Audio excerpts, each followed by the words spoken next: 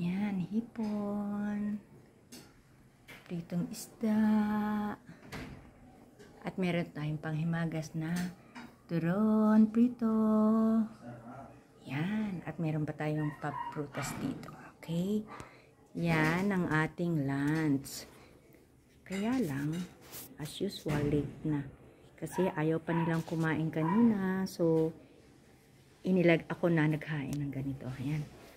O, diba? Ito ay may saba ako dyan na parang ma-overripe na. So, much better ay bumili tayo ng lumpia wrapper. So, diba po, mga kamamshi, kabeshi, kaparmers, paraan lang, diba po?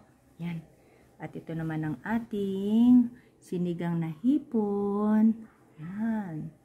Nilagyan din natin siya ng labanos, sitaw, string beans, o sitaw, may kamatis, at mayroon din niyang okra at talbos o dahon ng kangkong.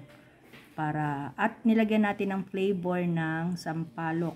Yung sampalok na bunga ang ginamit ko. Since uso naman. Ayan. And ito yung ating rice. Ayan. So, yan lang muna. At be happy. Be courageous. And keep safe always. God bless everyone. God bless.